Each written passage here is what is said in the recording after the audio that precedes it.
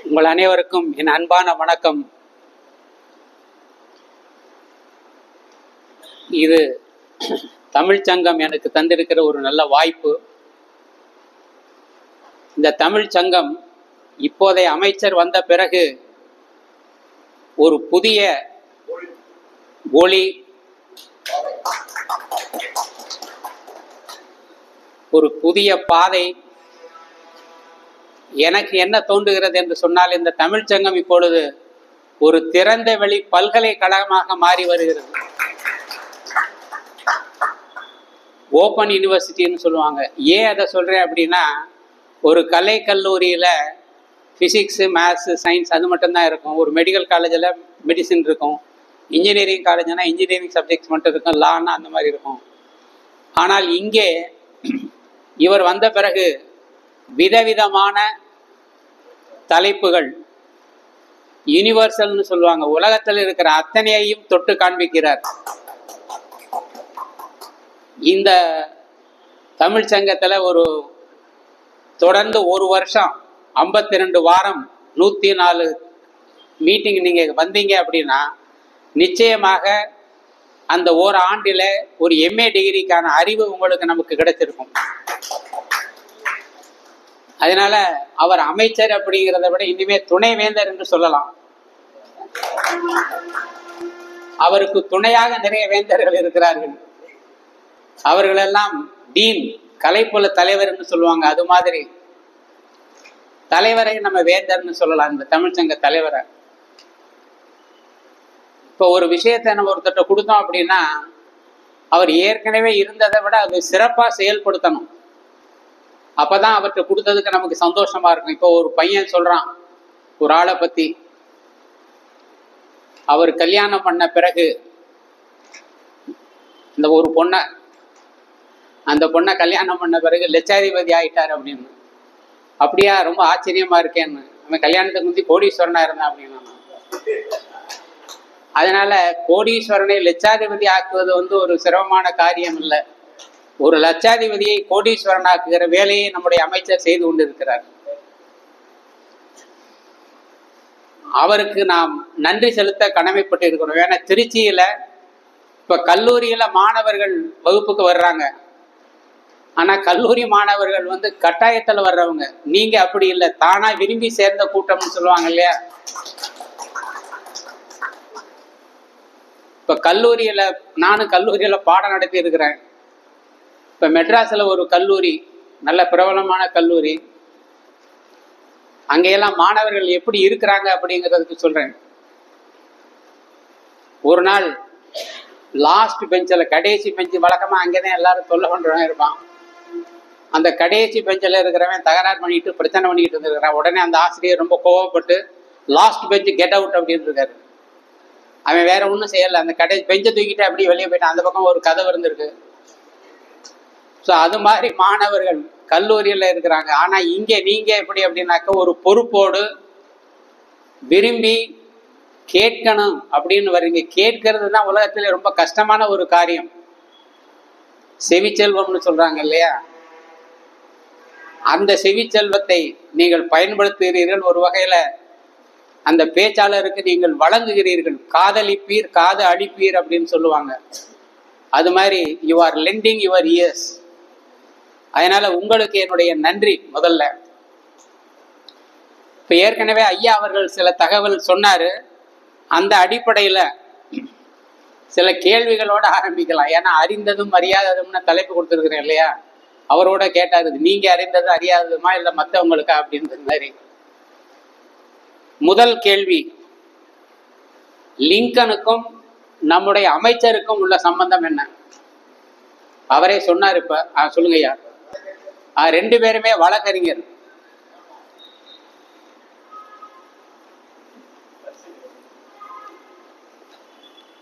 இந்தாங்க.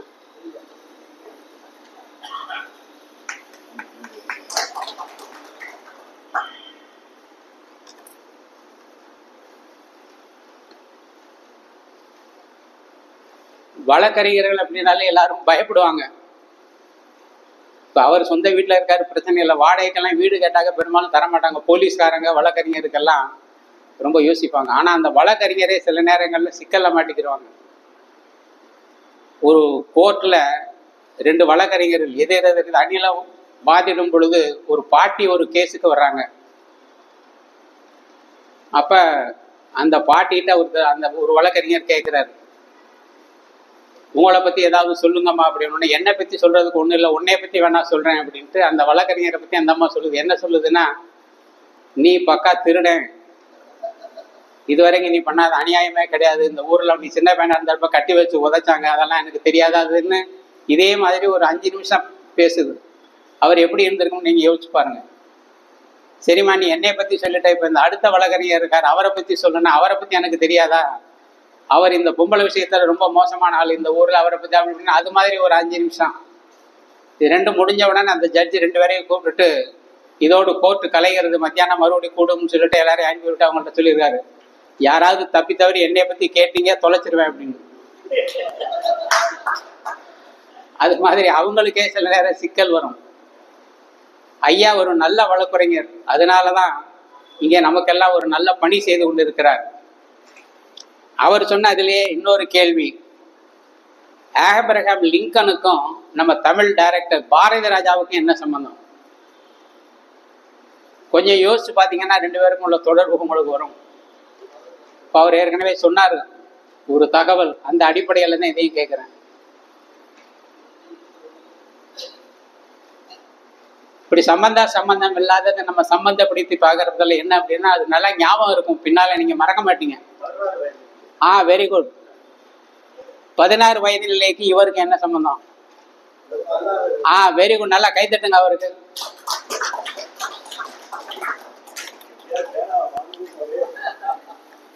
இந்தாங்க,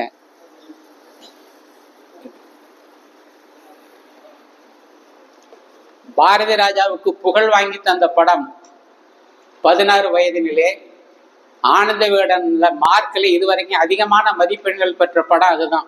அந்த 16 வயதினிலே மார்க்கை இதுவரைக்கும் வேற எந்த படமும் வாங்கலை. அதே மாதிரி இவர் 16வது அதிபர்.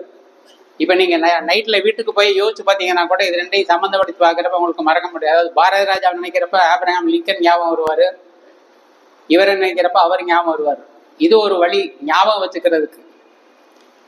அதே மாதிரி ஆப்ரஹாம் லிங்கனுக்கும் KFCக்கும் என்ன கனெக்ஷன்? KFC தெரியும் உங்களுக்கு? சொல்லுங்க, யாரு சொல்றாங்க? அதுக்கும் இவருக்கு என்ன சம்பந்தம்? ஆப்ரஹாம் லிங்கனுக்கும் கரெக்ட், வாங்க.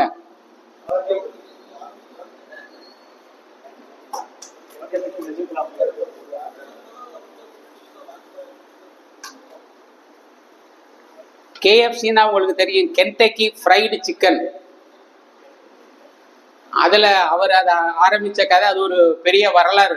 வயசான காலத்தில் ஆரம்பித்து அதை வெற்றிகரமாக நடத்தினார் அப்படின்ட்டு. இவர் பிறந்தது அந்த கென்டக்கிங்கிற பகுதி, ஆப்ரஹாம் லிங்கன்.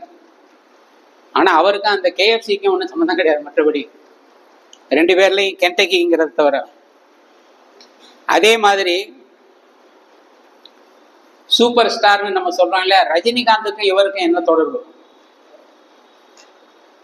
எடுத்தடுப்புல எல்லாம் சம்பந்தம் இல்லாமலே பேசிக்கிட்டு இருக்கிறீங்களா சார்? எப்ப சம்பந்தத்தோட பேச வாங்க.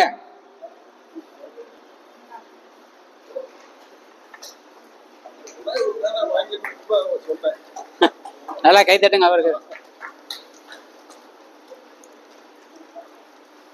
அவரு டிசம்பர் 12ஆம் தேதி, இவர் பிப்ரவரி 12ஆம் தேதி. ஆனா தேதி 2 பேருக்கும் ஒன்று 12ஆம் தேதி.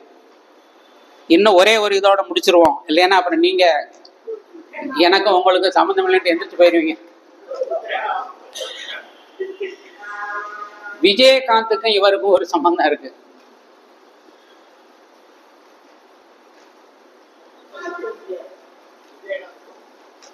விஜயகாந்த் நடிச்ச ஒரு படத்து பேருக்கும் இவருக்கும் சம்பந்தம் இருக்கு.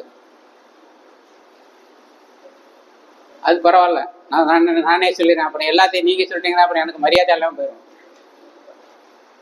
ஹானஸ்ட் ராஜ்னு ஒரு படம் இவர் நடிச்சார், விஜயகாந்த்.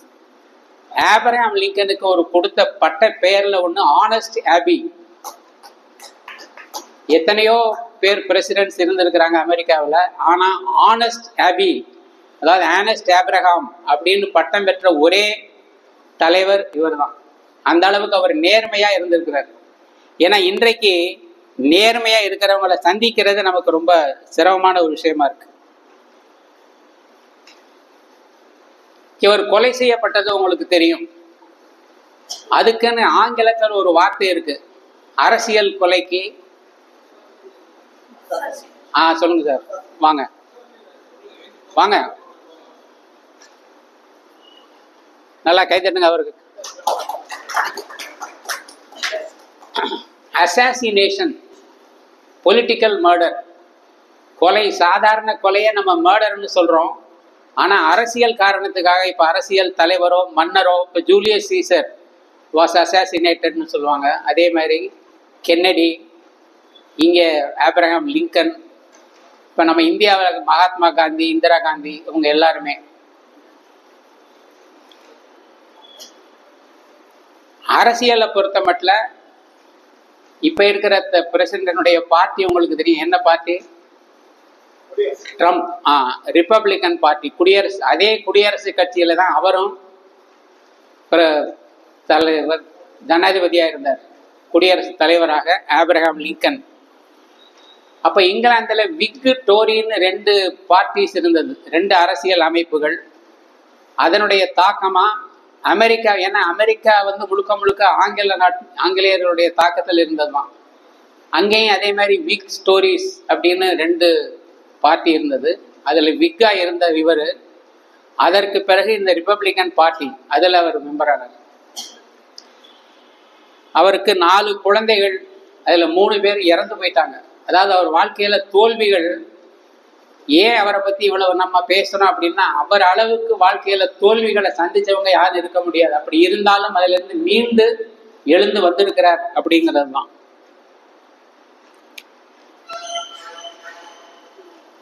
அதாவது முறையான கல்விங்கிறது ரொம்ப குறைச்சல். நம்முடைய காமராஜர் மாதிரி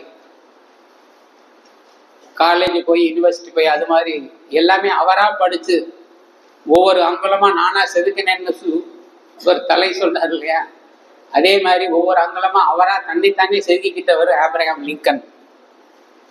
ஆனா அவர்கிட்ட ஒரு நல்ல பழக்கம் என்ன அப்படின்னா, நிறைய படிச்சிருக்கிறார். ஒரேஷியஸ்லின்னு சொல்றாங்க. அதாவது ஆங்கிலத்துல ஒரு சில அட்ஜெக்டிவ்ஸ் சொல்லுவாங்க. நிறைய படிக்கிறதுக்கு ஒரு பேர் உரி சொல்லுன்னு தமிழ்ல சொல்றோம் இல்லையா, அது மாதிரி ஒரேஷியஸ் ரீடர்னு சொல்லுவாங்க. நிறைய எழுதுறவருக்கு ப்ராலிபிக் ரைட்டர்னு சொல்லுவாங்க. நிறைய புத்தகங்கள், 50 புத்தகம் 100 புத்தகம்லாம் பல பேர் எழுதுறாங்க இல்லையா, அந்த மாதிரி உள்ளவங்களுக்கு ப்ராலிபிக் ரைட்டர் அப்படின்னு. அது மாதிரி இவர் ஒரு ஒரேஷியஸ் ரீடர், நிறைய படித்தவர். ஏன் அப்படின்னா இன்றைக்கு நம்மள்கிட்ட படிக்கிற பழக்கம் ரொம்ப குறைஞ்சி போச்சு. எவ்வளவுக்கு அளவு படிக்கிற பழக்கம் நமக்கு அதிகமா இருக்கோ அந்த அளவுக்கு வாழ்க்கையில நம்ம முன்னேறலாம், பெரிய ஆளா வரலாம்னு சொல்றாங்க. 2 நாளைக்கு முன்னால கூட ஒரு கல்லூரியில சொல்லிட்டு இருந்தேன், படிக்கிற பழக்கம் நமக்கு எந்த அளவுக்கு துணையா இருக்கு அப்படின்னு சொன்னா, இந்த உலகத்துல இருக்கிற பெரும் பணக்காரர்கள், பில்லியனர்ஸ்ன்னு சொல்றோம் இல்லையா, கோடிக்கணக்கில் சொத்து வைத்து இருக்கிறவர்கள்ல பெரும்பாலானவர்கள்,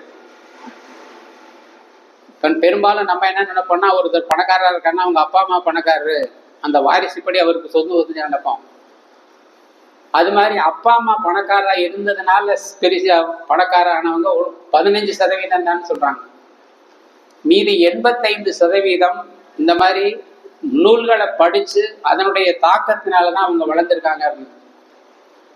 இப்ப நம்ம வீட்டுல நம்ம குழந்தைகளையும் நம்ம படிக்கிறதுக்கு கொஞ்சம் பழக்கணும் அப்படின்னா அவங்களுடைய எதிர்காலம் நல்லா இருக்கும். ஆனா இப்ப இன்னைக்கு இந்த செல்போன் வந்த பிறகு, செல்போன்லயும் நிறைய படிக்கலாம், நிறைய விஷயங்கள். இப்போ நானே நிறைய இது செல்போனை பார்த்தேன் தெரிஞ்சுக்கிறேன். ஆனா செல்போனை சரியா பயன்படுத்துறது சில பேருக்கு தெரியறது இல்லை. ஆனா சரியான முறையில பயன்படுத்தணும் அப்படின்னா அது நமக்கு ஒரு பெரிய உதவி, துணை தான். அவருடைய பெரிய மகத்தான சாதனை அப்படின்னு எதை சொல்றாங்க அப்படின்னா, அவர் இருந்தப்ப ஒரு உள்நாட்டு போர் வந்தது, சிவில் வார்னு சொல்லுவாங்க ஆங்கிலத்துல, அதை தமிழ்ல உள்நாட்டு போர்னு சொல்றோம். அது எதுக்காக வந்தது அப்படின்னா, வட அமெரிக்கா நாடுகளுக்கு தென் அமெரிக்க நாடுகளுக்கு ஒரு போர். என்ன காரணம் அப்படின்னா, தென் அமெரிக்காவில் இருக்கிறவங்க அதிகமா விவசாயம் அடிப்படையா உள்ளவங்க. அவங்களுக்கு அடிமைகள் தேவைப்பட்டாங்க. அடிமைகள் இல்லைன்னு சொன்னா நம்ம வாழ்க்கை நடத்த முடியாது, வேலை நடக்காது அப்படின்ற மாதிரி. வட அமெரிக்காவில் இருக்கிறவங்களுக்கு அது அவ்வளவு அவசியமா இல்லை. ஏன்னா அங்கே தொழிற்சாலைகள் அதிகமா இருந்ததுனால அடிமைகள் தேவைன்னு நினைக்கல அவங்க. அதனால என்ன ஆயிடுச்சு அப்படின்னா 2 பேருக்கும் ஒரு போராட்டம். ஆனால் ஆப்ரஹாம் லிங்கனுடைய பெரிய மகத்தான சாதனையே என்ன அப்படின்னா அவர் அந்த அடிமை முறையை ஒழிச்சதுதான். அப்போ இவர் சின்ன பையனா இருந்தப்போ ஒரு சந்தையில போய் பார்த்துருக்காரு. நீக்ரோக்களை அடிச்சு சாட்டையினால கஷ்டப்படுத்தி, சில சினிமாக்களை எல்லாம் பார்த்துருப்பீங்க. ஒரு எம்ஜிஆர் படத்துல ஆடாமல் ஆடுகிறேன் அப்படின்னு ஒரு பாட்டு வரும், 1000ல் ஒருவன் படத்துல. அது மாதிரி அவங்க சாட்டைகள் அடிச்சு அவங்கள துன்புறுத்தினதை நேர பார்த்தப்ப இவர் சின்ன பையனா இருக்கிறப்பவே அவர் மனசுல ஒரு இது தோணிருக்கு. என்ன தோணிருக்கு அப்படின்னாக்க, இதை நான் ஒழிச்சே தீருவேன் அப்படின்ட்டு. அதுதான் கடைசியில் அவர் உயிரே போற அளவுக்கு ஆயிடுச்சு. இருந்தாலும் அவர் அதுக்காக கவலைப்படலை. அவருடைய மிகச்சிறந்த உரை அப்படின்னு எதை சொல்றாங்கன்னு சொல்லுங்க சார். Gettysburg address. வாங்க.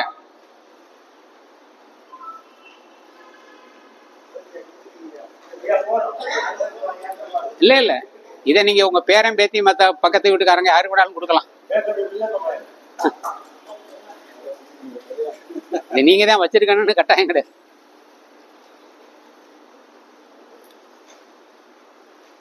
ஏன்னா ஆர்வமா நீங்க ஒரு பதில் சொல்றீங்க இல்லையா, கெட்டிஸ்பர்க் அட்ரஸ் சொல்லுவாங்க. உலக அளவுல நிறைய பேர் படித்த, நிறைய பேருடைய இதயத்தை கவர்ந்த ஒரு பேச்சு. அது அவர் எப்படி ஆரம்பிக்கிறார் அப்படிங்கிறதுல அவருடைய ஸ்டைல்னு சொல்றோம் இல்லையா, நடை அழகு. அவருடைய அந்த உரையை ஆரம்பிக்கிற இந்த மாதிரி தான் ஆரம்பிக்கிறார். 407 years ago, our fathers brought forth on this continent a new nation, conceived in liberty and dedicated to the proposition that all men are created equal. அப்படின்னு என்ன அப்படி போகுது. அந்த முதல் ஒரு சில வார்த்தைகளை மட்டும் பாருங்க. 407 years ago அப்படின்னா எத்தனை வருஷம்? 4 score. ஸ்கோருங்கிறது எத்தனை? இப்ப நம்ம டசன் சொல்றோம் இல்லையா, டசன்னாக்க 12. அதே மாதிரி ஸ்கோர்னு ஒரு கணக்கு இருக்கு. பிசினஸ்ல இருக்கிறவங்களுக்கு தெரியும். ஒரு ஸ்கோருங்கிறது ஸ்கோர், நீங்க சொல்றது கிராஸ். 20. யார் சார் சொன்னீங்க? வாங்க.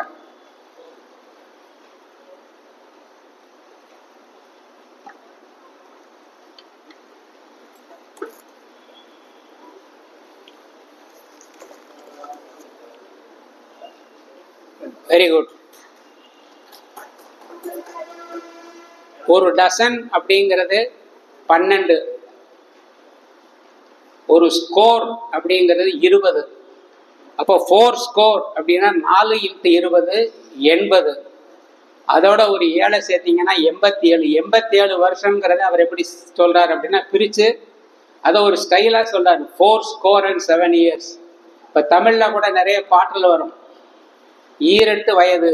இப்ப 16 வயதுங்கிறத இந்த சந்தத்துக்காக அந்த மாதிரி சொல்லுவாங்க இல்லையா, அது மாதிரி. வாங்க ஐயா, ஒரு நல்ல ஒரு எடுத்துக்காட்டு சொல்லியிருக்கீங்க.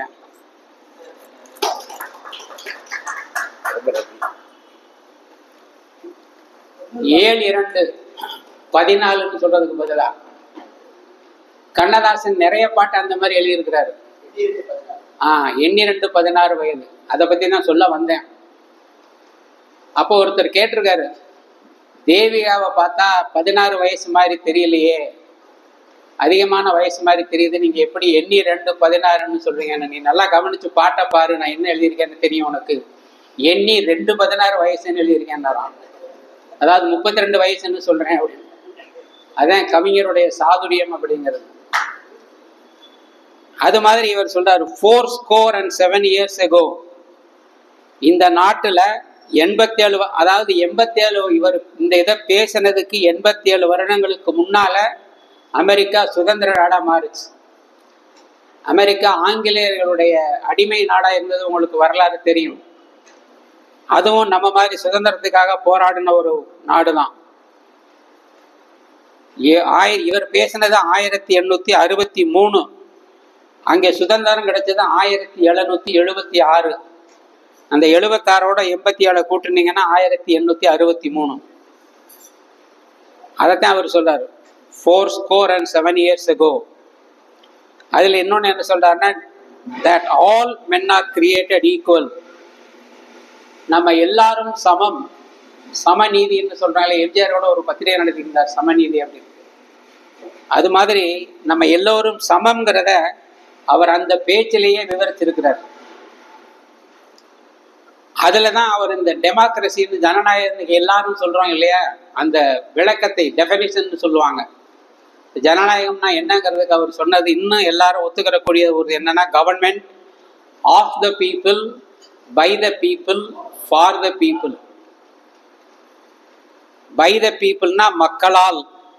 அடிக்கடி அரசியல் தலைவர்கள் சொல்ல மக்களால், மக்களுக்காக சொன்னாங்க இல்லையா, அது இந்த அடிப்படையில் வந்ததுதான். ஸோ பை த பீப்புள் அப்படின்னா மக்களால், ஃபார் த பீப்புள்னா மக்களுக்காக, ஆஃப் த பீப்புள்னா அவர்களுடைய, அதாவது அவர்களை உள்ளடக்கியதுன்னு அர்த்தம். அதையே இன்னைக்கு நாடு எப்படி ஆயிருச்சுங்கிறதுக்கு ஒருத்தர் கொஞ்சம் குறும்புத்தனமா என்ன சொல்லுவாங்கன்னா, OF ஆஃப்ங்கிறதுக்கு பதிலாக OFF சொல்லுவாங்க. ஆஃப் த பீப்புள்னா மக்களை விட்டு ரொம்ப விலகி போயிருச்சு. பைங்கிறதுக்கு BYக்கு பதிலாக BUY சொல்லுவாங்க. பை த பீப்புள்னா விலைக்கு வாங்குறது. ஒவ்வொரு எலெக்ஷன்லையும் நீங்க பாக்குறீங்க இல்லையா, 1000 ரூபா 2000 ரூபா கொடுத்தா ஜெயிச்சிடலாங்கிற மாதிரி எல்லா எலெக்ஷன்லையும் அப்படித்தான் இருக்கு. எப்ப நடந்தாலும் அது ஈரோடா இருந்தாலும் சரி, தாரோடா இருந்தாலும் சரி, எந்த இடமா இருந்தாலும் இன்னைக்கு பணம் கொடுத்தாதான் ஜெயிக்கலாங்கிறது மாதிரி. So by the people, for FORக்கு பதிலாக FAR போடுறாரு. அதுவும் விலகி இருக்கிறதுன்னு அர்த்தம். ஃபார் அவேன்னு சொல்லுவாங்க, தள்ளி இருக்கிறது. அதாவது அப்படி இருந்த, எப்படி இருந்தனா இப்படி ஆயிட்டேன்னு ஒரு படத்துல வர்றது மாதிரி, அப்படி இருந்த ஜனநாயகம் இன்னைக்கு இப்படி ஆயிடுச்சுங்கிறதுக்கு சில பேர் சொல்லுவாங்க.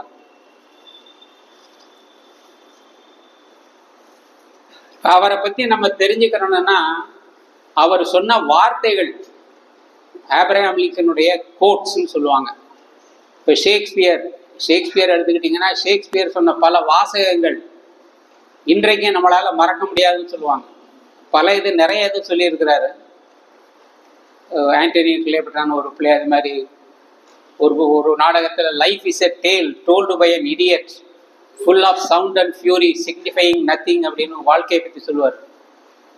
லைஃப் இஸ் எ டேல், டேல்னா கதை, டோல்டு பை அன் இடியட்னா ஒரு முட்டாள் சொன்ன கதை, ஃபுல் ஆஃப் சவுண்ட் அண்ட் ஃபியூரினா ஒரே சத்தம், சிக்னிஃபையிங் நத்திங்னா ஒன்றும் விஷயம் இல்லை அப்படிங்கிற மாதிரி. அதாவது அந்த கதை பாத்திரம் சொல்லக்கூடிய ஒரு இது ஷேக்ஸ்பியருடைய கருத்தை நம்ம எடுத்துக்கிற கூடாது.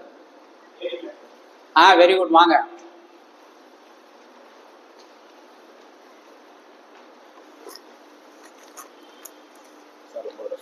ஓ அப்படியா, வெரி குட், ரொம்ப சந்தோஷம், குட். ஸோ பழைய மாணவர் இங்கே வந்திருக்கிறார். இப்போவாது ஒழுங்கா பாடம் எடுத்துறாரான்னு பார்ப்போம் அப்படின்ட்டு. அதே மாதிரி இவருடைய பல இதையும் பற்றி சொல்லியிருக்காரு. கல்வியை பற்றி, பொருளாதாரத்தை பற்றி, அரசியலை பற்றி, வாழ்க்கையை பற்றி. இப்போ இன்னைக்கு நம்ம திருவள்ளுவர் திருக்குறள் அதை ஏன் மதிக்கிறோம்னா, அவர் எல்லாத்துக்கும் பொருத்தமான அந்த வார்த்தைகளை சொல்லியிருக்கிறாரு. அதே மாதிரி இவர் சொன்ன சில இதை நம்ம பார்த்துட்டு அதோட நம்ம முடிச்சிடலாம். அவருடைய கொட்டேஷன்ஸ்ல முக்கியமான சில இதை மட்டும் உங்களோட பகிர்ந்துக்கிறேன். அவ்வளோ. You have to do your own growing no matter how tall your grandfather was. அப்படின்னா என்ன அர்த்தம் அப்படின்னாக்க, உங்களுடைய வளர்ச்சியை நீங்கள் தான் செய்ய வேண்டும். உங்க தாத்தா எவ்வளவு உயரமா இருந்தாலும் பரவாயில்லை அப்படின்னு. சில பேர் அவங்க தாத்தா பாட்டி பெருமையை வச்சே வாழ்க்கையை ஓட்டிக்கிட்டு இருப்பாங்க. அது சரியில்லை, சிறந்ததல்லைங்கிறதுக்கு அவர் சொல்லார். அப்ப நம்ம குழந்தைகள் தெரிஞ்சுக்கிற வேண்டியது, இப்ப அப்பா அம்மா நல்ல வசதியா இருக்கலாம், ஆனா அந்த பெருமையை போய் ஊர் முழுக்க நம்ம சொல்லிட்டு இருக்கிறதுனால நமக்கு பெருமை கிடைக்குன்னு சொல்ல முடியாது. அதாவது அவங்கள நினைக்கலாம், மதிக்கலாம், அதனால நமக்கு ஒரு மரியாதை வந்ததுன்னா அது உண்மையான மரியாதைன்னு சொல்ல முடியாது இல்லையா? ஒரு ஊர்ல ஒரு உடைக்காக மரியாதை கொடுத்தப்ப அந்த உடையை கழட்டி அதை கொண்டு போய் இதுல வச்சாருன்னு சொல்லுவாங்க, இந்த உடைக்கு தானே நீங்க மரியாதை கொடுக்குறீங்க. அது மாதிரி நம்ம தாத்தா பாட்டிக்கு அவங்க கொடுக்குற மரியாதை நமக்கு கொடுக்குற. இப்போ ஒரு கவர்னர் ஒரு கார்ல போறாங்கன்னு வைங்க, அங்க இருக்கிறவங்க சல்யூட் பண்ணுவாங்க, அவர் டிரைவர் பார்த்துட்டு நமக்கு தான் சல்யூட் பண்றாங்கன்னு அவர் நிறுத்திக்கிற கூடாது.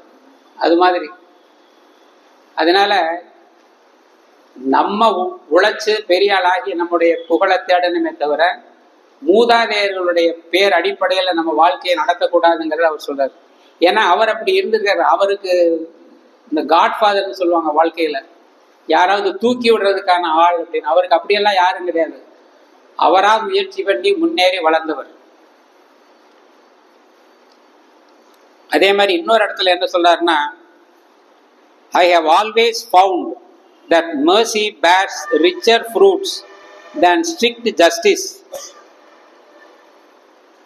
அதாவது நீதி நேர்மை அது ரொம்ப முக்கியம்னு சொல்றோம். ஆனா அதை விட எது முக்கியம் அப்படின்னாக்க mercy, இரக்கம். இப்ப வீட்டிலேயே ஹஸ்பண்ட் அண்ட் ஒய்ஃபுக்கு அடிக்கடி சண்டை வரும், நிறைய இடங்கள்ல பார்த்துருப்பீங்க. இப்போ இன்னைக்கு கூட இந்த வாட்ஸ்அப்ல எல்லாம் பாக்குறீங்களா, அதுல ஒரு ஆள் ஒரு இது போட்டிருக்கிறாரு, கேர்ள் ஃப்ரெண்டுக்கும் ஒய்ஃபுக்கும் என்ன டிஃபரன்ஸ் அப்படின்னு பல டிஃபரன்ஸ் சொல்றாரு. அதில் ஒரு டிஃபரன்ஸ் என்ன அப்படின்னாக்கா, ஒய்ஃப் வந்து டிவி மாதிரி, கேர்ள் ஃப்ரெண்ட் வந்து செல்போன் மாதிரி அப்படின்னு. அதில் ஒரு காரணம் சொல்றாரு, என்ன அப்படின்னா, டிவி அது பேசுறதான் நம்ம கேட்கணும், நம்ம திரும்பி அதுகிட்ட பேச முடியாது. ஆனால் செல்போன்னாக்கா நம்மளும் பேசலாம், பேசுறதையும் கேட்கலாம் அப்படின்னு. அதாவது ஒய்ஃப் பேசுறத நீங்க கேட்கறத தவிர வேற வழி இல்லைங்கிற மாதிரி அவர் சொல்றாரு.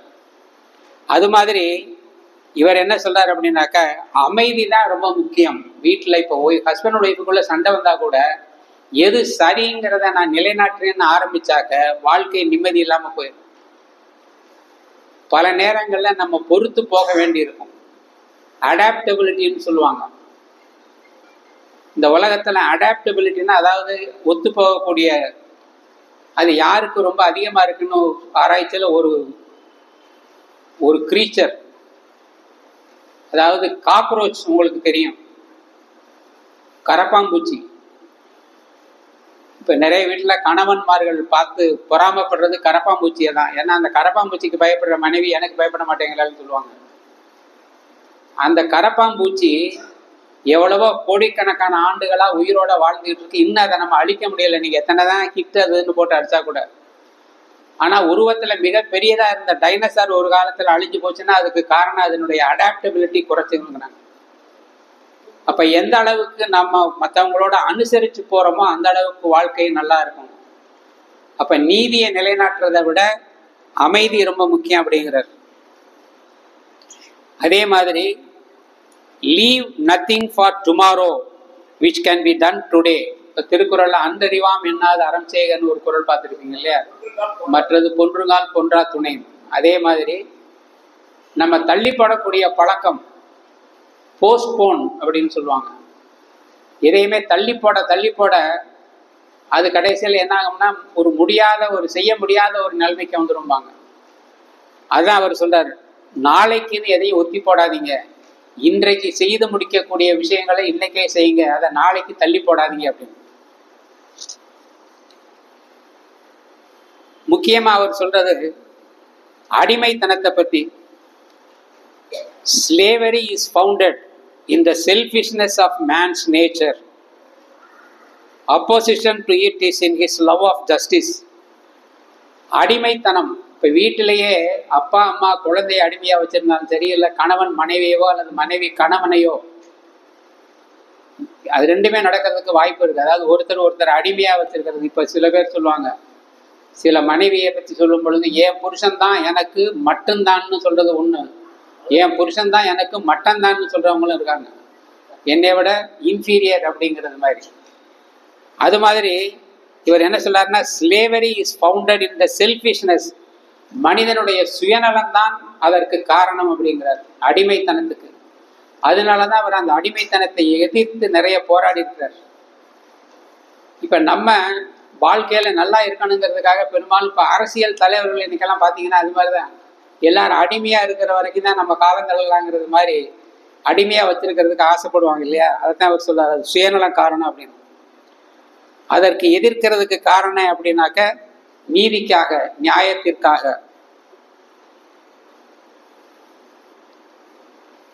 அதே மாதிரி இன்னொரு இவர் சொல்லக்கூடிய கருத்துக்கள் எல்லாம் நம்முடைய தமிழ் இலக்கியங்கள்ல பல பேர் சொன்னது அதுவும் ஒத்து போறது மாதிரி இருக்கும். அதனால இதெல்லாம் சொல்றேன். Most people are about as happy as they make up their minds to be. அதாவது உங்க மனசை நீங்க எப்படி வச்சிருக்கிறீங்களோ அதை பொறுத்து தான் உங்கள் வாழ்க்கை. தீதும் நன்றும் பிறர் தர வாரான்னு சொல்றாங்க இல்லையா? அப்ப நம்ம மனசுநிலை எப்படி இருக்கோ, நம்ம மனநிலை எப்படி இருக்கோ அதை பொறுத்து தான் நம்முடைய வாழ்க்கைங்கிறத அவர் சொல்றாரு. அப்ப அதாவது உலகத்துல இருக்கிற எல்லோரும் ஒரே மாதிரி தான், கிரேட் பீப்புள் திங்க் அலைக்குன்னு சொல்லுவாங்க, ஒரே மாதிரி சிந்திக்கிறாங்க அப்படின்னு. அதனாலதான் இந்த ஒப்பிலக்கியம் அப்படின்னு ஒரு பிரிவு வந்ததுக்கு காரணமே அதுதான். இந்த உலகத்துல இருக்கிற எல்லோருமே கிட்டத்தட்ட ஒரே மாதிரியா தான் சிந்திக்கிறாங்க. இப்போ இங்கிலீஷ் படம் பார்த்தீங்கன்னாலும் தமிழ் படம் பார்த்தீங்கன்னாலும் பல ஒற்றுமைகள் அதில் நீங்க பார்க்கலாம். அது மாதிரி இலக்கியமா இருந்தாலும் சரி, இப்போ கிரேக்க இலக்கியத்துக்கும் நம்ம தமிழ் இதிகாசங்களுக்கும் ஒற்றுமையை பார்க்கலாம். இப்போ மில்டன் ஆங்கிலத்தில் பாரடைஸ் லாஸ்ட் எழுதி இருக்கிறாரு. அதே மாதிரி இங்கே கம்பருடைய ராமாயணத்தையும் அதையும் ஒப்பிட்டு எல்லாம் பிஹெச்டி வாங்கியிருக்கிறாங்க. ஷேக்ஸ்பியரையும் திருவள்ளுவரையும் ஒப்பிட்டு இருக்கிறாங்க. அப்போ கிரேட் பீப்புள் திங்க் அலைக்குன்னு சொல்லுவாங்க, பெரிய உள்ளங்கள் ஒரே மாதிரியாக சிந்திக்கின்றன அப்படிங்கிறதுக்கு. அப்புறம் இன்னொன்று ரொம்ப முக்கியமாக அவர் என்ன சொல்றாருனாக்க, எதிரிகளை எப்படி அழிப்பது, எதிரியை அழிக்கிறதுக்கு என்ன வழிங்கிறதுக்கு அவர் என்ன சொல்றாருன்னா, do I not destroy my enemies by making them my friends. ஒரு எதிரியை அழிக்கணும்னா ஒரே வழி என்ன அப்படின்னா அவரை நம்ம நண்பனா ஆக்கிக்கிறது. இப்போ அவர் நமக்கு நண்பன் ஆகிட்டார் அப்படின்னாக்க அதுக்கப்புறம் அவர் எதிரியா இருக்க மாட்டார் இல்லையா? இப்போ நம்ம என்ன நினைக்கிறோம்னா, எதிரின்னு ஒருத்தன் வந்துட்டாலே அவனை அழிச்சு ஒழிச்சு ஒன்றும் இல்லாமல் பண்ணிடணும். அதனால நமக்கு டென்ஷன், ப்ரெஷர். இப்போ இன்னைக்கு நிறைய பேருக்கு சுகர் பிரச்சனையெல்லாம் வர்றதுக்கு காரணம் அதுதான். சுகர் ஒரு காலத்தில் பணக்கார நோய் அப்படின்னு இருந்தது போய் இன்னைக்கு எல்லாருக்கும் வந்துடுச்சு. 2 பேரும் கொஞ்சம் வயசானவங்க பார்த்தாலே உடனே எனக்கு 130 உனக்கு எத்தனை அப்படிங்கிற மாதிரி இப்படிதான் பேசிட்டு இருக்கான்னு சொல்லுவாங்க. அப்ப அதுக்கு எல்லாமே காரணம் இந்த மனநிலை தான். ஹானஸ்டியை பத்தி சொல்றாரு அவர். அதுக்கு அந்த ஒரு டைட்டிலே அதை தான் கொடுத்துருவாங்க, அதாவது ஆனஸ்ட் ஆப் அல்லது ஆப்ரஹாம் லிங்கன் அப்படிங்கிற மாதிரி. அவர் அதை பத்தி என்ன சொல்றாருன்னா, if you cannot be an honest lawyer, be honest without being a lawyer. அதாவது உன்னால ஒரு நேர்மையான வழக்கறிஞரா இருக்க முடியல அப்படின்னா நேர்மையா இரு, வழக்கறிஞர் தொழிலை விட்டுரு அப்படின்னு. இப்போ பல நேரங்களில் நம்ம என்ன செய்யறோம், நம்ம செய்யற வேலை, இந்த வேலையை தக்க வச்சுக்கிறோம்னாக்கா நம்ம நேர்மையா இருக்க முடியாது. இன்னைக்கு அப்படித்தானே இருக்கு சூழ்நிலை இல்லையா? ஐஏஎஸ் ஆஃபீஸராக இருந்தாலும் சரி, ஐபிஎஸ் ஆஃபீஸராக இருந்தாலும் சரி, அவங்க வந்து நேர்மையா இருந்தாங்கன்னா தொடர்ந்து வேலையை இருக்க முடியாது. உடனே என்ன செய்யறாங்க, தண்ணி இல்லாத காட்டுக்கு மாத்து அப்படின்னு ஒரு படத்திலோட சொல்லுவாங்க, இதை விட தண்ணி இல்லாத காட்டு வேற எங்கேயாலும் நீ மாத்திக்கியா அப்படின்னு. அது மாதிரி எங்கே போனாலும் நமக்கு டிரான்ஸ்ஃபர் அல்லது பிரச்சனை அப்படிங்கிற மாதிரி இருக்கு அப்படிங்கிறதுனால. ஸோ இவர் என்ன சொல்றாரு அப்படின்னாக்க, be honest without being a lawyer. நீ லாயரா இருக்கிறது முக்கியம் கிடையாது, ஆனஸ்டா இருக்கிறது. அதாவது லாயர்னா தொழிலுக்காக சொல்றாரு, லாயர் மட்டும் இல்லை, எந்த தொழிலா இருந்தாலும் சரி. ஏன்னா நேர்மையா இருக்கும் பொழுது நம்ம நிம்மதியா இருக்கலாம். இப்போ ஏற்கனவே மேக்பெத் நாடகத்தை பத்தி சொன்னேன், அதுல கூட ஒண்ணு வரும். மேக்பெத் ஒரு கொலை பண்ணன உடனே அவன் என்ன சொல்லுவாங்கன்னா, மேக்பெத் ஹாஸ் மர்டர்டு ஸ்லீப் அப்படின்னு. அதாவது அவன் தூக்கத்தை கொண்டுட்டான் அப்படின்னு.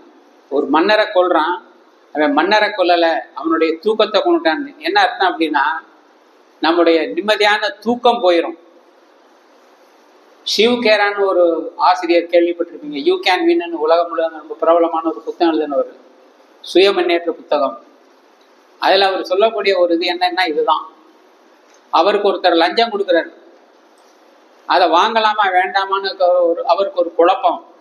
அப்போ அவங்க அம்மாவை கேட்குறாரு, நான் இதை வாங்கலாமா வேண்டாமான்னு. அப்போ அவங்க அம்மா என்ன சொல்றாங்கன்னா, தினந்தோறும் நான் தான் உன்னைய வந்து எழுப்பிக்கிட்டு இருக்கிறேன், நீயா எந்திரிச்சு உட்கார்றத நான் விரும்பலை அப்படிங்கிறாங்க. அப்படின்னா என்ன அர்த்தம், நீ லஞ்சம் வாங்கினேன்னா உன்னால நிம்மதியா தூங்க முடியாது. 6 மணி வரைக்கும் தூங்குறவன் 4 மணிக்கே எந்திரிச்சு படுக்கையை பிராண்டிக்கிட்டு இருப்ப. இது தேவையா அப்படின்னு கேட்குறாங்க. அப்ப நேர்மையா இல்லை அப்படின்னா நமக்கு அது பெரிய பிரச்சனைங்கிறதுனாலதான் இப்ப நம்ம நல்ல இப்போ ஒரு பஞ்சுவலா இருக்கிறோம். இப்ப நம்ம இவரே எடுத்துக்கிறோங்க, 6:30க்கு சரியானபடி இவர் ஆரம்பிக்கலைன்னா அவருக்கும் டென்ஷன், எல்லாருக்கும் டென்ஷன். இப்ப கல்லூரிகள்ல கூட கிளாஸ் அந்த மாதிரி நடக்குமா? இப்ப மற்ற கூட்டங்கள் நிறைய பார்த்துருப்பீங்க. காலேஜ் கிளாஸ் வேணா கரெக்டான டைத்துக்கு ஆரம்பிக்கல, வெளியே கூட்டங்கள்லாம் 6:30ன்னு போட்டு 6:30க்கு ஆரம்பிக்கிற ஒரே கூட்டம் அநேகமா இதுவா தான் இருக்கும்னு நினைக்கிறேன். அப்படி பழகிட்டாரு. இப்ப இவர் 7 மணிக்கு ஆரம்பிச்சாருன்னா வர்றவங்க 7:30க்கு வரலான்னு வருவாங்க. அப்புறம் அப்படியே தள்ளிக்கிட்டே போயிடும். ஆனா 6:30ன்னா 6:30க்கு ஆரம்பிச்சிடும், யாரு வந்தாலும் சரி வரலைன்னாலும் சரி. அது மாதிரி ஒரு ஒழுங்கை நம்ம நிலைநாட்டும் பொழுது எல்லாருமே அதுக்கு ஒத்து வர ஆரம்பிச்சிருவாங்க. அப்புறம் இந்த மேனேஜரியல் தாட்ஸ்ன்னு சொல்லுவாங்க, MBA. பெரும்பாலும் நீங்க MBA படித்தவங்கள்ட்ட ஒரு தனி வித்தியாசத்தை பார்க்கலாம். அவங்களுடைய அணுகுமுறையில பல டிகிரி இருக்கு, MBBS இருக்கு, MA இருக்கு, PhD இருக்கு. இதெல்லாம் இருந்தா கூட MBA முடிச்சவங்களுடைய அணுகுமுறை வித்தியாசமா இருக்கும். நானே நிறைய பேரை பார்த்துருக்கிறேன். பேங்க்ல எல்லாம் போகும்பொழுது சில பேர் ரொம்ப தன்மையா நல்லா பேசுவாங்க. நீங்க என்ன சார் படிச்சிருக்கீங்கன்னா நான் MBA படிச்சிருக்கேன் அப்படிம்பாரு. அதுக்கு காரணம் தான் அந்த MBA சம்பந்தமான ஒரு எண்ணம் மாதிரி ஒரு ஒன்று சொல்றார். Give me 6 hours to chop down a tree and I will spend the first 4 sharpening the axe. அப்படின்னா ஒரு மரத்தை வெட்டுவதற்கு நீ எனக்கு 6 மணி நேரம் கொடுத்தால் அந்த அரிவாளை தீட்ட நான் 4 மணி நேரம் செலவழிப்பேன்கிறார். சரியான அணுகுமுறைங்கிறது. அதாவது ஒரு காரியத்தை செய்யணும் அப்படின்னா எதற்கு அதிக நேரம் செலவழிக்கணும். இப்ப தேர்வுக்கு படிக்கிறதா இருந்தாலும் சரி, இப்ப பரீட்சையில பதில் சொல்றதா இருந்தாலும் சரி, எதற்கு அதிக நேரம். இப்போ கொஸ்டின் பேப்பரை ஒழுங்கா சில பேர் படிக்க மாட்டாங்க, அதை வேஸ்ட்ன்னு நினைப்பாங்க. அப்படி இல்லை, எல்லா கேள்வியும் முதல்ல படிச்சு அது சரியா எது தெரியும் தெரியாதுங்கிறத உணர்ந்து அதுக்கு பிறகு எழுத ஆரம்பிச்சா அது சுலபமா இருக்கும். நீங்க பாட்டுக்கு வாங்கின உடனே எழுதிட்டு அப்புறம் அடிச்சு அந்த முதல் கொஸ்டினே 4 தடவை அடிக்கிறப்ப அவருக்கே ஒரு தன்னம்பிக்கை போயிடும். அது மாதிரி பொய் சொல்றதையும் சொல்றாரு. No man has a good enough memory to be a successful liar. ஏன் பொய் சொல்லாதீங்கன்னா, பொய் சொல்றதுக்கு என்ன தேவைன்னா நிறைய நினைவு ஆற்றல் தேவை. இப்போ ஒய்ஃப்கிட்ட பொய் சொல்லி மாட்டிக்கிற நிறைய ஹஸ்பண்ட்ஸுக்கு இதுதான் பிரச்சனை. ஒரு பொய்யை சொல்லிடலாம், ஆனா அதை மெயின்டைன் பண்றது, தக்க வைக்கிறது ரொம்ப சிரமம். மறுபடியும் நீங்க 8ஆம் தேதி எங்க இருந்தீங்கன்னு கேட்கறப்ப நம்ம ஏதாவது சொல்லி மாட்டிக்கிறோம். அதனால அவர் என்ன சொல்றாருனாக்க, நினைவாற்றல் நிறைய இருந்ததுன்னா வேணா நீ பொய் சொல்லு, அப்படி இல்லைன்னா பொய் சொல்ல பழக்கத்தை விட்டுரு அப்படிங்கிறார். அப்புறம் இன்னொன்னு, வாக்கு சீட்டு இருக்கு இல்லையா, அதை பத்தி என்ன சொல்றாருனாக்க, the ballot is stronger than the bullet. புல்லட்டை விட இது இன்னும் வலிமையானது. the ballot is stronger than the bullet. இதே மாதிரி அவர்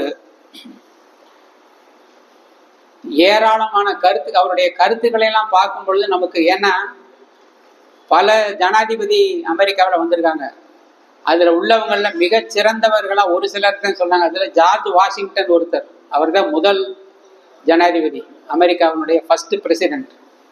அதே மாதிரி மிக சிறந்த ஒரு குடியரசுத் தலைவராக எல்லாரும் போற்றக்கூடிய ஒருவர் அப்படின்னாக்க இந்த ஆப்ரஹாம் லிங்கன். இப்போ இந்த வரலாறுல எல்லாம் நம்ம ஏன் படிக்கிறோம், இதில் என்ன பிரயோஜனம் அப்படின்னா, ஒரு மனிதருடைய வாழ்க்கையை படிக்கும் பொழுது ஒருவர் எவ்வளவு தூரம் நல்லபடியா வாழ்ந்திருக்கிறாருங்கிறப்ப பார்க்குறப்ப நமக்கு ஒரு நம்பிக்கை வரும். இப்போ நம்மளும் அப்படி இருக்கலாம், அவரால் இருக்க அதாவது அதுதான் முக்கியமானது. என்னன்னா, அவரால் இருக்க முடியுமா? இப்போ நம்ம 4 மணிக்கு எந்திரினா 4 மணிக்கு எந்திரிக்க முடியுமா? அது நடக்கிற காரியமா சார் அப்படின்னு அதுதான் பார்க்குறோம். அது முடியுங்கிறத எப்போ தெரியும்னா, இன்னொரு ஆள் எந்திரிச்சு நடக்கும் பொழுது. அதே மாதிரி இவர் மாதிரி பெரிய தலைவர்களை பார்க்குறப்ப நம்மளும் அது மாதிரி, அதுக்காக தான் அந்த வாழ்க்கை வரலாறு படிக்க சொன்னாங்க. அதாவது சுய முன்னேற்ற நூல் நிறைய படிங்கிறாங்க. என்ன மாதிரி புத்தகங்கள் படிக்கணும் அப்படின்னா, அடுத்து வரலாறு. ஒரு படத்துல கூட பார்ப்பீங்க, வரலாறு முக்கியம் பாஸ் அப்படின்ட்டு.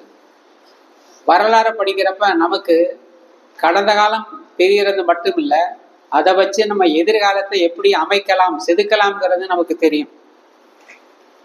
அவரை பத்தி சுருக்கமா ஒரு 5 வார்த்தைகள் சொல்லு அப்படிங்கிறப்ப என்ன சொல்றாங்கன்னா, ஒரு 5 முக்கியமான வார்த்தைகள் அவரை டிஸ்கிரைப் பண்றதுன்னு சொல்லுவாங்க, விவரிக்கிறது. ஃபேர், ஃபேர்னா உங்களுக்கு தெரியும், ஃபேர்னா நியாயமா இருக்கிறது, பி ஃபேர் அப்படிம்பாங்க. ட்ரஸ்ட் வர்தி அப்படின்னா நம்பிக்கைக்கு உரியவர். அவர் வாழ்க்கையில நடந்த நிகழ்ச்சிகளை பார்க்குறப்ப அதையெல்லாம் நமக்கு உண்மைங்கிறது தெரியும். அவர் யாருக்கும் துரோகம் பண்ணாம அவருடைய நண்பர்களுக்கு மற்றவர்களுக்கெல்லாம் அவர் செய்த தியாகங்கள் அதையெல்லாம் பார்க்குறப்ப அவர் எவ்வளோ நம்பிக்கைக்குரியவர் அப்படிங்கிறது. எம்பத்தட்டிக், எம்பத்தி, எம்பத்தினா தெரியும், சிம்பத்தி அப்படின்னாக்க இரக்கம். எம்பத்தினா இன்னொருத்தர் இடத்துல நீங்க இருந்து பார்க்கறது. இப்போ ஒரு பேச்சாளரே இங்கே இருந்து தன்னை பார்க்கறத விட அங்கே உட்காந்து அவரை நம்மளை யோசிச்சு பார்க்கணும். நம்ம அங்கே போய் இருந்தோம்னா என்ன பண்ணுவோம், கரெக்டாக 7:30 முடிக்கலாம், நமக்கு கோவம் வருமா வராதா அப்படிங்கிற மாதிரி. அப்போ அவர் ஆட்டோமேட்டிக்காக 7:30 முடிச்சிருவார். அது மாதிரி இன்னொருத்தர் இடத்துல you put yourself in the shoes of அதர்ஸ்ன்னு சொல்லுவாங்க. இன்னொரு இடத்துல நீங்கள் நிறுத்தி பார்த்தீங்கன்னா உங்களுக்கு எப்படி நடந்துக்கணுங்கிறது தெரியும். அதுதான் எம்பத்தின்னு சொல்கிறாங்க. கரேஜியஸ், அவர் உயிரே போகக்கூடிய ஒரு நிலைமை வந்தப்போ கூட அவர் அதற்காக அவருக்கு நல்லா தெரியும், ஏன்னா இந்த மாதிரியான முயற்சிகள் எடுக்கும் பொழுது நிச்சயம் எதிர்ப்பு வரும் அப்படின்ட்டு. அவர் ஒரு நாடகம் பார்த்துக்கிட்டு இருந்தார். அந்த தியேட்டருக்கு பேரு ஃபோர்டு. அந்த தியேட்டர்ல அவர் அமெரிக்கன் கசின் அப்படிங்கிற ஒரு நாடகத்தை பார்த்துட்டு இருக்கிறப்ப ஜான் வில்கிஸ் பூத் அப்படிங்கிறவன் தான் சுட்டு கொண்டுட்டான். அவன் ரொம்ப பக்கத்துல இருந்து இது பண்ணியிருக்கிறான். அதாவது ரொம்ப கிட்டவே கழுத்து கிட்ட அந்த ரிவால்வரை வச்சு ஒரு டிராமா தியேட்டர். ஸோ டிராமாவில் எப்போ சத்தம் வரும்னு பார்த்து அந்த சத்தம் வர நேரம் பார்த்து சுட்டா நம்ம தப்பிக்கலான்ட்டு சுட்டு, அதே மாதிரி அப்புறம் ஓடி அதுக்கு பிறகு அவனை பிடிச்சிட்டாங்க, சுட்டுட்டாங்க. கரிஸ்மேட்டிக், கரிஸ்மேட்டிக்னா வசீகரமான தலைவர். இப்போ நம்ம இதில் எம்ஜிஆரை பற்றி அப்படி சொல்லுவாங்க, அண்ணாவை பற்றி அப்படி சொல்லுவாங்க. அதாவது அவங்க முகத்தை பார்த்தாக்க நீங்கள் சண்டை போட தோணாது, எதுக்க தோணாதுங்கிறவர். இப்போ அண்ணா கிட்ட 2 பேர் சண்டை போடணும்னு இருந்தால் கூட அவரை பார்த்தோன்னே சமாதானமாக போயிடுவாங்கன்னு சொல்லுவாங்க. அது மாதிரி உள்ள தலைவர்.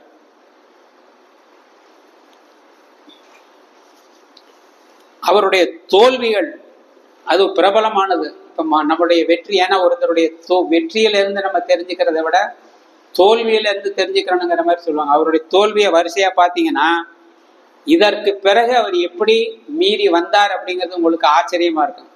அதை வரிசையா நிறைய இதில் பார்த்துருவீங்க, புத்தகங்கள்ல, வாட்ஸ்அப் அல்லது ஃபேஸ்புக்கில் கூட நீங்கள் இதை பார்க்கலாம். 1832 அவர் ஜாப் போச்சு, வேலை போச்சு. அதே 1832 லெஜிஸ்லேச்சர் எலெக்ஷன்ல தோல்வி. 1833 வியாபாரத்துல தோல்வி. 1835 அவருடைய காதலி இறப்பு. 1836 நர்வஸ் பிரேக் டவுன், நரம்பு தளர்ச்சி. 1838 ஸ்பீக்கர் எலெக்ஷன்ல தோல்வி. 1854 செனட் எலெக்ஷன்ல தோல்வி. 1856 வைஸ் பிரசிடென்ட் இதில் தோல்வி. 1858 செனட் தோல்வி.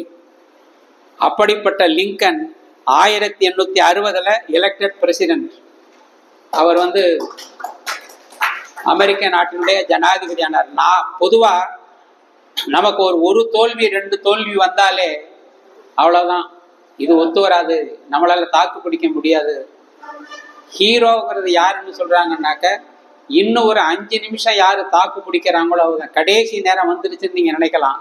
ஆனா அதை தாண்டி ஒரு 5 நிமிஷம் நீங்க தாக்கு பிடிக்க முடிஞ்சால் நீங்க தான் ஹீரோ அப்படின்னு சொன்னாங்க. அது மாதிரி அவர் தாக்கு பிடிச்சதுனாலதான் அவரை ஹீரோன்னு சொல்றோம். ஏன்னா நேர்மை அப்படிங்கிறது எல்லாருக்கும் எல்லா நிலையிலும் இருக்க வேண்டியது. இப்போ சாதாரணமா வீட்டில் கூட நம்ம நேர்மை இல்லையானாக்க பிரச்சனையா போயிடும். ஒரு பணிப்பெண், வேலைக்கார பெண்ணு, முனியம்மான்னு பேர். அது ஏன் எல்லா வேலைக்கார பொண்ணுங்களுக்கு முனியம்மான்னு பேர் வைக்கிறாங்கன்னு தெரியல. அந்த பொண்ணுக்கு பேர் முனியம்மா, குலதெய்வத்தினாலயா? ஆனா நிறைய பேருக்கு அதான் பேர் வைக்கிறாங்க, முனியாண்டின்னு வைக்கிற மாதிரி. அந்த அம்மா ஒரு வீட்டில் வேலை பார்க்குது. கீழே அந்த அம்மா வீட்டு வேலை, மாடியில் முதலாளி இருக்கார். ஒரு நாள் சொல்றாரு, நானும் ஒரு 15 வருஷமா பார்க்குறேன், நீ கீழே இருந்து காஃபி நிறைய இந்த டம்ளர்ல எடுத்துக்கிட்டு வர்ற, கொஞ்சம் கூட கீழே சிந்தாம கரெக்டாக மேலே எனக்கு கொடுக்குற, 15 வருஷமா இது தொடர்ந்து நடக்குது, இதனுடைய ரகசியம் என்ன அப்படின்ட்டு இந்த டிவியில பேட்டி எடுக்கிற மாதிரி கேட்குறாரு. உடனே அந்த அம்மா சொன்னது, அதெல்லாம் ரொம்ப கஷ்டம் இல்லைங்க, நான் வரும்பொழுது கொஞ்சோண்டு டீயை குடிச்சிடுவேன், அதுக்கப்புறம் மேல் இங்கே வந்த உடனே அதை நான் அதில் துப்பி உங்கள்கிட்ட கொடுத்துடுவேன் அப்படின்னு. அப்போ அவர் கதி என்ன நினச்சி பாருங்க. அது மாதிரி சாதாரண விஷயத்துல கூட நேர்மைங்கிறது நம்ம இன்னைக்கு எதிர்பார்க்க முடியாம அந்த மாதிரி ஒரு சூழ்நிலையில் இருக்கிறோம். அப்படிப்பட்ட ஒரு காலத்துல நீங்க நினைக்கலாம் அந்த காலத்துல நேர்மையா இருந்திருக்கோம், அந்த காலத்துலயும் எல்லாம் சிரமம் தான். 50 வருஷமா இருந்தாலும் சரி, 500 வருஷத்துக்கு முந்தி இருந்தாலும் சரி, வாழ்க்கை இப்போ மாதிரி எப்பவுமே எல்லாருக்கும் சிரமமானதுதான். அதை தாண்டி அவர் நேர்மையா இருந்ததுனாலதான் இன்றைக்கு நம்முடைய அமைச்சர் அவரை பத்தி நம்ம சிந்திக்கலாம், பேசலாம், எல்லாரும் கேட்கலாம். நீங்களும் உட்காந்து கேட்டுட்டு இருக்கிறீங்க அப்படின்னாக்க நம்மளும் அது மாதிரி இருக்கணுங்கிற ஒரு ஆர்வம் தான். அதனால எந்த அளவுக்கு நம்ம பெரிய தலைவர்களுடைய வாழ்க்கையை படிக்கிறோமோ, அதாவது biography is the history of an individual and history is the biography of a nation சொல்லுவாங்க. பயோகிராஃபி அப்படின்னாக்க வாழ்க்கை வரலாறு. ஒரு தனி மனிதனுடைய வாழ்க்கை வரலாறுங்கிறதும் ஒரு வரலாறு தான். ஒரு நாட்டினுடைய வரலாறு அப்படின்னு சொன்னா அந்த நாட்டினுடைய சரிதை மாதிரி, வாழ்க்கை மாதிரி. அதனாலதான் அதை நம்ம படிக்கிறோம். அது மாதிரி நம்முடைய மாணவர்கள், நம்முடைய நண்பர்கள், நம்ம வீட்டில் இருக்கிற பேரன் பேத்திங்க, அவங்களுக்கு கொஞ்சம் கொஞ்சமா அந்த படிப்புல ஒரு சுவையை ஊட்டினோம் அப்படின்னா, ஏன்னா அந்த டேஸ்ட்டுங்கிறது தெரிஞ்சாதான். இப்போ ஜிலேபி நல்லா இருக்குன்னா அதை சாப்பிட்டு பார்த்தா தான் தெரியும். இப்போ கூட கொஞ்ச நாளைக்கு ஒரு இதில் பார்த்தேன், ஜிலேபிக்கு ஜாங்கிரிக்கு என்ன வித்தியாசம் அப்படின்னு. யாராவது பார்த்துருக்கீங்களா? ரெண்டு இனிப்பா இருக்கும், அது ஒற்றுமை.